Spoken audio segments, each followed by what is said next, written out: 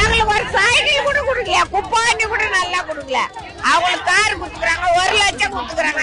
எங்களுக்கு சாப்பாடு கூட நல்லா வரல. எங்களை கூட பேசுறாருல, எங்க வேலையை தரன்னு சொல்லி சொன்னார்ல, எல்லாம் படுத்துறாங்க. காப்பி கொடுத்தாரு, எங்களுக்கு காப்பி வேணும், ஆர்டர் காப்பி கொடுக்க மாட்டாங்க.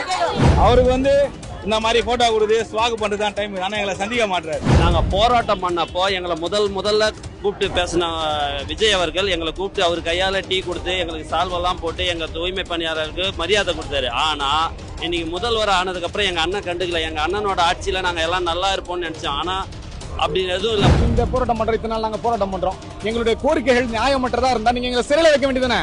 ஏன் கைது பண்ணி ஒரு மண்டலத்தில் அடைக்கிறீங்க, மறுபடியும் திருப்பி விட்டுறீங்க? சிறையில போடுங்கன்றாங்க. ஏன்னா எங்களோட கோரிக்கை நியாயமற்ற கோரிக்கை ஆச்சு. நீங்க அதனால தான் அரெஸ்ட் பண்றீங்க. பெருக்குறவங்க கண்டே தெரியாதாமா உங்களுக்கு? தேவையில்லாததெல்லாம் இவர் செஞ்சு நிற்பாரு. நாங்க பெருக்குறவங்க இந்த மாதிரி அடிச்சு பூச்சி மான மரியாதை பண்ணாம பண்ணுவாங்களா போலீஸ்? உங்களுக்கு ஆதரவு கொடுத்து உங்களுக்கு எல்லாம் செய்யறேன்னு சொன்னாரு. ஆமா, அவங்க இல்லையே. நீ செய்யறேன்னு சொன்னிய செய்ய ஆதரவு கொடுத்தாங்க, செய்யல. அவர் ஆட்சிக்கு வரணும்னு நாங்க ரொம்ப ஆசைப்பட்டோம். ஒன்னாவது தராங்க. அவர் ஆட்சிக்கு வந்தா எங்களுக்கு நல்லது இருக்கும். ஒன்னாவது தலா இருந்தா ஆனா கட்சியில எதுவும் எங்களை கண்டுக்கவே இல்ல. மறுமுகமா இப்படி எல்லாம் பண்ணவே இல்லையே. ஆமா, துப்புரவு பணிகளுக்கு கண்ணுக்கு தெரியாது. எங்களுக்கு எந்த ஒரு வழியா காட்ட மாட்டேன்றாங்க. அவங்களுக்கு காருக்கு மெயின்டெனன்ஸ் சார்ஜ், காரு புக்கு இதெல்லாம் அவங்களுக்கு தேவையா? அப்ப நாங்களும் எங்களுக்கா கண்ணு மூடி நகராரு. மக்களுக்கோசம் தானே அவரு. மக்களுக்கோசம் நான், மக்களுக்கோசம் நான், மக்களுக்கோசமே அவரு கிடையவே கிடையாது.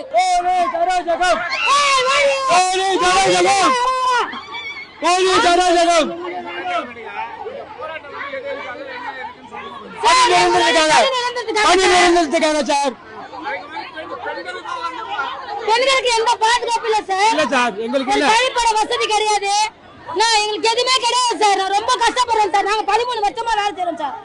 எதுவுமே இல்லாம இப்ப கான்ட்ராக்ட்ல விட்டு இவர் நின்னா நல்லா பண்ணுவார் சார். எங்களுக்கு நம்பி போட்டோம் சார். அவரை நாங்க நம்பி போட்டோம். எங்க அண்ணன் அவரு போடுவாருன்னு நினைச்சோம்.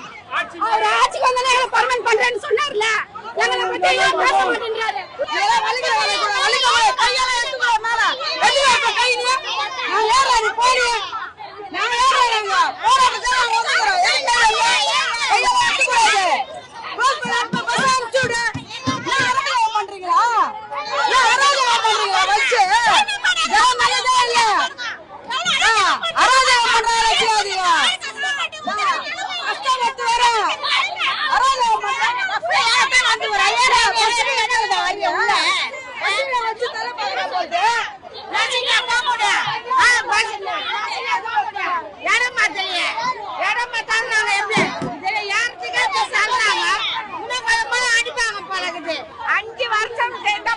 சொன்னாங்க.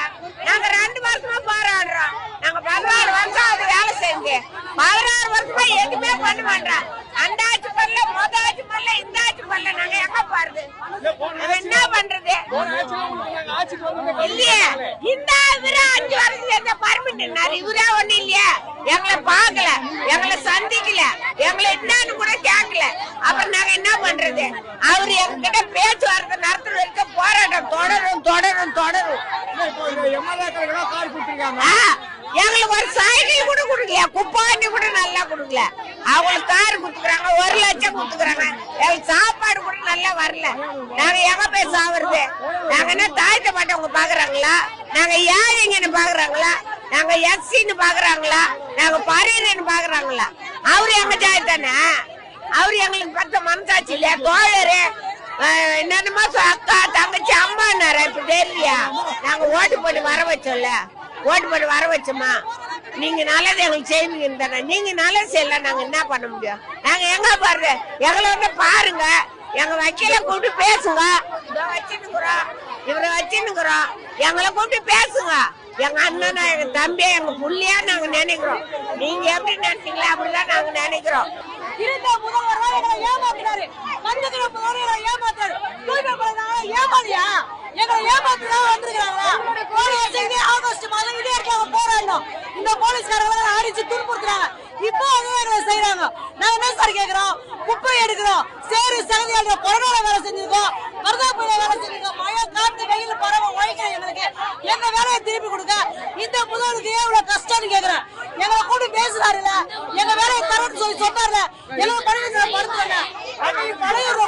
காப்பி கொடுத்தாரு. எங்களுக்கு காப்பி வேணும், ஆர்டர் காப்பி கொடுக்க மட்டும் நாங்க கேட்கிறோம். எங்க வேலையை தமிழ்நாடு முதல்வர் அண்ணா விஜயாட்டா எங்க வேலையை எங்களுக்கு திருப்பி கொடுங்க. தயவு செய்து நாங்க வந்து எங்க நியாயத்தை கேட்டு தான் போராடுறோம். பணி நிரந்தரம் வேற எதுவும் கேட்கல. எங்களை சந்திச்சாருன்னா போதும். நாங்க இந்த போராட்டம் நாங்க பண்ண மாட்டோம். எங்க பாரதிய அண்ணா சந்திக்கணும். 5 நாளா போராட்டம் பண்றோம். இருக்கிற லேடிஸுக்கு மாத விடுப்பு கூட கொடுக்க மாட்டாங்க. மாத விடு கூட எங்களுக்கு வந்து பணி நிரந்தரம் தான், வேற எதுவுமே கேட்கல. பணி நிரந்தரம் ஒண்ணு மட்டும் கொடுத்துறாருன்னா போதும். அவருக்கு வந்து இந்த மாதிரி போட்டோ கொடுத்து ஸ்வாக் பண்றதுதான் டைம். ஆனா எங்களை சந்திக்க மாட்டாரு. எந்த ஒரு அமைச்சர் இது வரைக்கும் எங்களை வந்து பாக்கல. ஆமா, வேற என்ன பண்றாரு அவரு? வேற ஏதாவது பண்ணாதானே நான் சொல்ல முடியும். எங்களை வந்து சந்திக்கணும். சந்திச்சு எங்க நியாயமான கோரிக்கை அவர் கேட்டுட்டு நல்லது பண்ணாருன்னா நல்லா இருக்கும். ஆட்சிக்கு வந்து 100 நாள் ஆகுது. ஆனா எங்களை அவர் பார்க்க மாட்டாரு. 100 நாள் நாங்க கண்ணுக்கு தெரியலையா? 100 நாளா நாங்க வேலை செய்யறோம்ல, எங்களை பார்க்க மாட்டாங்க. எந்த ஒரு அமைச்சரும் இது வரைக்கும் வந்து எந்த ஒரு ஒரு ஒரு என்னன்னு கூட கேட்க மாட்டாங்க. காரு அவங்க கேட்கவே இல்லை, இவர் தானே கொடுக்குறாரு. அவர் காரு கொடுத்து எங்களுக்கு ஒரு 2000 ரூபாய் ஏத்தி கொடுத்தா எங்களோட வாழ்வாதாரம் நல்லா இருக்கணும். நாங்க ஒரு 7000 பேர்கிட்ட வேலை செய்யறாங்க. பணி நிரந்தரம் வேற ஒண்ணுமே கேட்கல. பணி நிரந்தரம் மட்டும் எங்களை சந்திச்சாருன்னா போதும். எங்க பாரதிய அண்ணா அவர் சந்திக்கணும். அது ஒரு கோரிக்கையா வைக்கிறோம். ஜோசப் விஜய் அவர்கள் நாங்கள் தூய்மை பணி ஏற்கனவே 6 மாதம் நாங்கள் போராடி தான் இங்கே வந்துக்கிறோம். எங்களுக்கு வந்து இது சட்டமன்றத்தில் எல்லாம் பேச்சுவார்த்தை நடத்துகிறாங்க. தூய்மை பணிகளை பற்றி ஒரு பேச்சுவார்த்தை நடத்தலை. அதனால் அவங்களும் வந்து எங்களை வந்து டைம் கேட்டுன்னே இருக்கிறாங்க. டைம் கேட்டு போய் இது வரைக்கும் எங்களுக்கு சட்டமன்றத்தில் டைம் தான் கேட்குறாங்களே தவிர எங்களுக்கு எந்த பதிலுமே ஒன்றும் தரல. ஆமாம், எங்களுக்கு உடனே செய்யணும். ஏன் சொன்னாங்க, ஏற்கனவே போராடணுங்க. நாங்கள் போராடின முன்னே எங்களை வந்து ஏற்கனவே அவர் சந்தித்து பேசினார். ஆட்சியில் வர முன்னாடியே எங்களை சந்தித்து பேசினார். பேசிட்ட பிறகு இப்போ எங்களை ஏன் எதுவும் கண்டுக்காதக்கிறாரு? எங்களை கோரிக்கைகளை நாங்கள் கமிஷனர் ஆஃபீஸ் மூலிமா அவருக்கு தெரிவிக்கிறோம். கமிஷனர் மூலிமா தெரிவிக்கிறோம். எங்களை ஒன்றும் எந்த ரெஸ்பான்ஸும் கொடுக்கல. எங்களுக்குன்ட்டு ஒரு சங்கம் இருக்குது.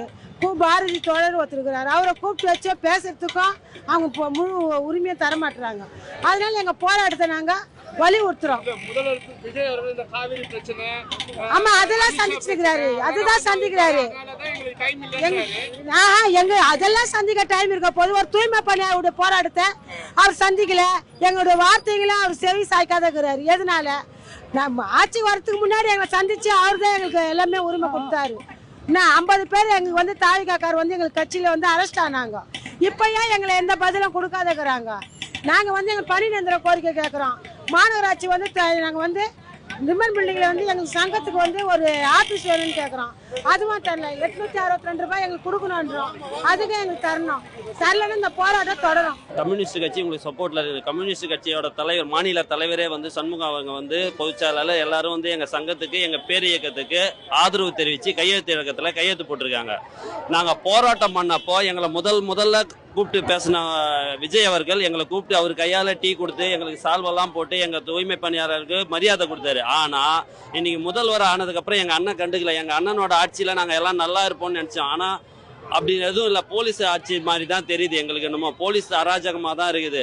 ஒரு பணி நிரந்தரம் கேட்டு நியாயமான கோரிக்கையெல்லாம் நாங்கள் முன் வச்சு போராட்டம் பண்ணுறோம். அதுக்கு என்ன பண்ணணும், அவரை நான் சந்தித்து அந்த லெட்டர் கையெழுத்து இழக்கத்தை வந்து அவர்கிட்ட கொடுத்து மனு கொடுத்து நாங்கள் எங்களோட உரிமையை கேட்கலான்னு பண்ணோம். ஆனால் போலீஸ் அராஜகம் பண்ணுறாங்க. இதான் நடக்குது. இப்போ கார் கொடுக்குறத நாங்கள் எதுக்கல. காரு என்ன மிஞ்சி போனால் ஒரு 20 லட்சமோ 10 லட்சமோ அதோட முடிஞ்சு. அவங்க உதவியாளருக்கு, காரு ஓட்டுற உதவியாளருக்கு 25,000 சம்பளம், பெட்ரோல் அலைன்ஸ் 25,000, இந்த மாதிரி தேவையில்லாம எவ்வளோ காசு போகுது இல்ல. இன்னேத்து வந்த எம்எல்ஏங்களுக்கு அவ்வளோ சலுகை கொடுக்குறாங்க. 10 வருஷம் 5 வருஷமா மூத்திரம், பீ, பணம், நாய் செத்து போனா கையால எடுக்கிறோம், எலி செத்து போனா கையால எடுக்கிறோம். இத்தனை வருஷமா நாங்க உழைச்சி கடைசி வரைக்கும் உழைச்சி அப்படியே செத்து நாசமா போகணுமா? வாழ்க்கையில ஒரு முன்னேற்றம் வேணுமா? நாங்க தான் முன்னேற்றம் இல்லை. எங்க பிள்ளைங்க, நாங்க ஒரு பணி நிரந்தரம் வந்தா தானே எங்க பிள்ளைங்களை ஒரு நல்ல கல்வி, நல்ல அடுத்த தரத்துக்கு எங்களால போக முடியும். விஜய் அண்ணா வந்தா இதெல்லாம் செய்வாருன்னு நினைச்சு நம்பி தானே நாங்க ஓட்டு போட்டு அவரை தேர்ந்தெடுத்தோம். ஏற்கனவே இருந்த முதல்வர் ஸ்டாலின் அவர்கள் இதெல்லாம் பண்ணாதனால தான் அவர் ஆட்சியை இழந்துட்டாரு. எங்க அண்ணன் ஜோசப் அண்ணா வந்து எங்களுக்கு எல்லாம் பண்ணுவாருன்னு நினைச்சுதான் நாங்க அவரை ஓட்டு போட்டு தேர்ந்தெடுத்தோம். ஆனா அவரும் அப்படிதான் பண்ற மாதிரி எங்களுக்கு தெரியுது. எங்களுக்கு கேஸ் வேணாம், எங்களுக்கு மானிய தொகை வேணாம், எதுவுமே வேணாம். எங்களுக்கு ஒண்ணு பணி நிரந்தரம், இது ஒண்ணு தானே நாங்க கேட்கறோம். எங்களுடைய சங்க தலைவர் தோழர் பாரதியை பாத்தீங்கன்னா கூப்பிட்டு அவர் அழைச்சு பேசினாலும் இந்த பிரச்சனைக்கு ஒரு முடிவு வந்துடும். நாங்கள் 13 நாள் போராட்டத்தில் உட்காந்து கூப்பிட்டு பேசி எங்களுக்கு ஆதரவு கொடுக்க தெரிஞ்ச உங்களுக்கு ஆட்சி அமைந்த பின் ஏன் பேச நீங்கள் மறுக்கிறீங்க? எதுக்கு எங்களை பார்க்க தயங்குறீங்க? ஒடுக்கப்பட்ட மக்களாகிய நாங்கள் எங்களை சந்திக்கிறது உங்களுக்கு ஒரு பெரிய பிரச்சனையாக இருக்கா? இல்ல எங்களை ஒரு தீண்டாமையான ஒரு பொருளா மற்ற சமூகங்கள் பாக்குற மாதிரி நீங்களும் அப்படி பாக்குறீங்களா?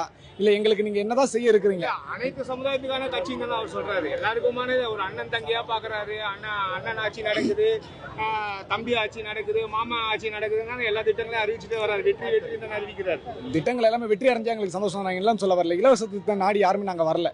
எங்களுக்கான உரிமையை தான் நாங்க கேட்கிறோம். எங்களுக்கான ஒரு அடிப்படை தேவையை தான் நாங்க கேட்கிறோம். சரி, இந்த போராட்டம் பண்றோம், இத்தனை நாள் நாங்க போராட்டம் பண்றோம். எங்களுடைய கோரிக்கைகள் நியாயமற்றதா இருந்தா நீங்க எங்களை சிறையில வைக்க வேண்டியதானே? ஏன் கைது பண்ணி எடுத்து ஒரு மண்டலத்தில் அடைக்கிறீங்க, மறுபடியும் திருப்பி விட்டுறீங்க?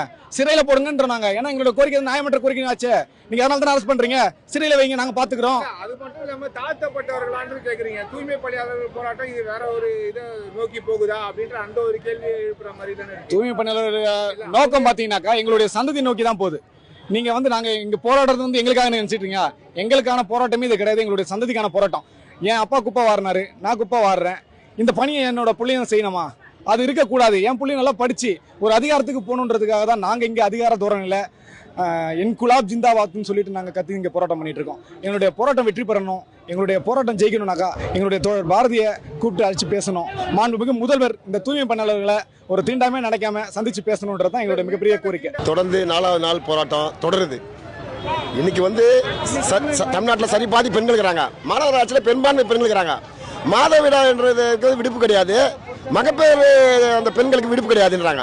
அரசு ஊழியர்களுக்கு மொத்தம் பெண்களுக்கு இந்த சலுகை இருக்கும்போது 3வது குழந்தைக்கே சலுகை இருக்கப்போ அப்ப இந்த பெண்களுக்கு ஏன் கொடுக்க மாட்டேங்கிறதா இன்னைக்கு பிரதானமான கேள்வி. பெண்களுக்கு சிறப்பு அமைக்கிறாங்க. பெண்கள்லாம் மதிக்கிற மாண்புமிகு முதல்வர் ஏன் இவங்க மதிக்க மாட்டாங்க? 20 ஆண்டு காலமா வேலை செய்றாங்க. ஒரு வார விடுமுறை கூட இல்லாம அவங்க மாத நேரத்திலும் வேலைக்கு கஷ்டப்படுறாங்களே. இதுதான் பிரதான கேள்வியா கோரிக்கை வைக்கிறாங்க. ஆட்சிக்கு 100 நாள் தான் ஆகுது. நாங்க படிப்படியா செய்யறோம், எல்லாருக்கும் பல திட்டங்களை அறிவிச்சுட்டே வரோம் அப்படின்னு சொல்றாங்களே. தொழிலாளி செய்வோம் அப்படின்றாங்க. அவங்க சொல்றது தொழிலாளி கேக்குறாங்க. ஆட்சிகள் மாறிக்குது, மாற்றம் வரணும்னு தான் நாங்கெல்லாம் ஓட்டு போட்டோம். காட்சிகள் மாறின மாதிரி தெரியல. பொருள்னா எப்படி பொறுக்கிறது? கக்கூசு பாத்திரம் கூட இல்ல தொழிலாளியே. ஊரெல்லாம் கொரோனா காலத்துல மழை வெள்ள காலத்துல சொத்து பாத்திரம். எங்களுக்கு இயற்கை பாத்திரம் வராதா? ஒரு பாத்ரூம் கக்கூசு இல்ல, உடை மாற்ற அறை இல்ல. மாதவிடாய் வந்தா நாங்க எங்களுக்கு எந்த விதமான பாதுகாப்பு இல்ல, பணியில. ஏதோ முதலமைச்சரை பார்த்து நாங்க எதுவும் பூங்கொத்து கொடுத்து செல்ஃபி எடுக்கிறா இல்ல. எங்களுடைய கோரிக்கை இன்னைக்கு இந்த சென்னை மாநகராட்சியில சென்னையுடைய முகவரியே இந்த மக்கள் தான். ஆதி திராவிட மக்கள் தான் துணை பணியாளர் இருக்கிறாங்க. 5 மக்கள் தான் துணை பணியாளர் வேலை செய்யறாங்க. அனைத்து சாதனை ஏழைகளாக இங்க வேலை செய்யறாங்க. இதைத்தான் நாங்க திரும்ப சொல்றோம். ஏன் சொல்றோம்னா இது ஏதோ நாங்க மிகைப்படுத்தல. இதுதான் நிதர்சனமான உண்மை. இவங்க 8 அமைச்சரை பட்டியலின மக்களை நாங்க வந்துடுமே. அப்ப இந்த மக்களுக்கெல்லாம் பிரதிநிதி இல்லையா அந்த மந்திரிங்க? அதான் நாங்க கேட்கறோம். காலகாலமா நடக்குது. எம்பி வராரு, தலித்து பட்டியலின மக்கள் இங்க எம்எல்ஏ பட்டியலின மந்திரி ஆகிட்டாங்க. ஆனா அந்த மக்களுக்கு இவங்க எந்த சலுகையும் செய்யப்படல. இதுதான் மெயின் கோரிக்கை வைக்கிறோம். ஆமாங்க, எங்க கோரிக்கை முதலமைச்சர் கூப்பிட்டு பேசணுங்க. அவர் பனையூர்ல ஒரு முதலமைச்சர் இல்லாத போய் நாங்க போய் சந்திச்சதுக்கு எங்களை கூப்பிட்டு பேசினாரு. இப்போ உள்ளாட்சித்துறை அதிகாரம் அவர் கையில இருக்குது, நகராட்சியும் அவர் கையில இருக்குது. அப்ப அதிகாரத்தை கூச்சி வச்சிருக்க மாண்புமிகு முதல்வர்கள் எங்க மாநிலத்தில் பாரதியை கூப்பிட்டு பேசணும். பேசின பிறகுதான் இந்த போராட்டத்தினுடைய தொடர்ந்து போராட்டமா இல்ல நடத்த முடியும். போராட்டம் பண்ண பர்மனன்ட் வேலை எங்களுக்கு கொடுங்க. 3 வருஷம் கொரோனால வேலை செஞ்ச வயசாகி போச்சு, நோய்வாய்ப்பட்டு எல்லாம் இறந்து போறாங்க. அதனாலதான் நாங்க போராட்டம் பண்றோம்.